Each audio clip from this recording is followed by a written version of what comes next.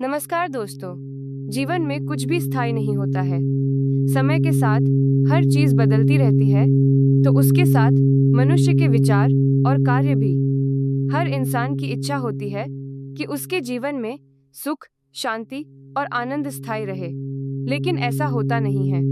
अगर ये चीज स्थायी चाहिए, तो जीवन में इस तरह के बदलाव करने पड़ेंगे, तभी आपको ये चीजें मिलेंगी।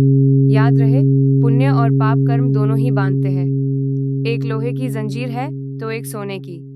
लोहे की जंजीर से छुटकारा पाने का मन भी करता है, लेकिन अगर जंजीर सोने की हो तो छूटने का मन नहीं करेगा। पाप कर्म बंधन है तो पुण्य कर्म भी बंधन है। जब तुम सुख में होते हो तो इसमें एक इच्छा होती है, फिर मन करता है कि अब यह परिस्थिति बनी रहे, हमेशा सुख बना रहे।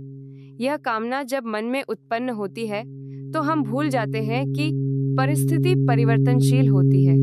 कोई भी परिस्थिति कायम नहीं रहती। कभी राजा, कभी रंक, कभी बहुत कुछ, कभी कुछ भी नहीं। क्या समुद्र में रहकर कोई जहाज एकदम शांत रह सकता है? जब समुद्र के पानी में ही लहरें उठ रही हों, तो भला जहाज कैसे शांत रह सकता है? समय बदलता रहता है। बदलाव समय का स्वरूप है। 21 साल पहले हमारा जो शरीर था, वह आज नहीं है। गंगा के घाट पर बैठकर गंगा जी को देखते हो तो तुम्हें लगता है कि गंगा वही है। ऐसा नहीं है। गंगा वही नहीं है। गंगा वही नहीं है। गंगा वही नहीं है, बल्कि घाट वही है। देखते देखते गंगा में बहुत जल बह गया। समय का चक्र चलता ही रहता है। हमारी दृष्टि में वर्तमान, भूत, भविष्यकाल ऐसे भेद हो सकते हैं। समय अपने आप में न भूत है, न वर्तमान है, न भविष्य है। सब कुछ समय के भीतर हो रहा है और समय में सब बदल रहा है, लेकिन समय नहीं बदलता। वह अव्यय, अखंड है। यह समय, यह काल परमात्मा का ही स्वरूप है। गीता में कहा गया है कि परमात्मा सबके भीतर है, सबके बाहर भी है।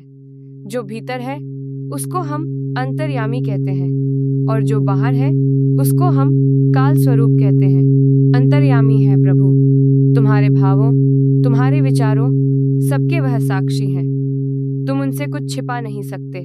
बाहर वह काल स्वरूप है, भीतर है तो तुम्हारी सांसें चल रही हैं। मजे की बात है, भीतर रहकर वह जीवन दे रहे और बाहर रहकर वो जीवन हर रहे हैं।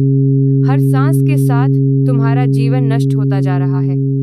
जिस तरह से प्रकाश और सागर की तरंगें होती हैं, वैसे ही हम भी एक तरंग हैं, चैतन्य के महासागर की। उठी हुई तरंग को जीवन कह दो, लेकिन वास्तव में वह तरंग पैदा नहीं हुई। वह उसी चैतन्य के महासागर में तुम्हें दिखी। वह दिखना जब बंद हो गई तो उसको चाहे तुम मृत्यु कह लो। वास्तव में मृत्यु जैसी कोई चीज है ही नहीं। गीता में भगवान श्री कृष्ण समझाते हैं, आत्मा किसी काल में भी न तो जन्म लेती है, न मरती है, और न उत्पन्न होकर फिर होने वाली ही है। यह अजन्मी, नित्य, सनातन और पुरातन है। शरीर के मारे जाने पर भी यह नहीं मरती। मनुष्य के जीवन में 3 बातें हैं, शोक, मोह और भय। शोक इसलिए कि आनंद नहीं है, मोह इसलिए कि सुख नहीं है, और भय इसलिए कि शांति नहीं है। तुम चाहते हो आनंद, सुख, शांति और ये तीनों स्थायी हो, तो शोक, मोह, भय को छोड़ो। ईश्वर हम सभी के हृदय में है, पर हमारा अहंकार उन्हें प्रकट नहीं होने देता। अहंकार को त्यागना है, क्योंकि मन की ऐसी स्थिति में मनुष्य सोचने लगता है कि सब मेरा है। यह विनाश का मूल है।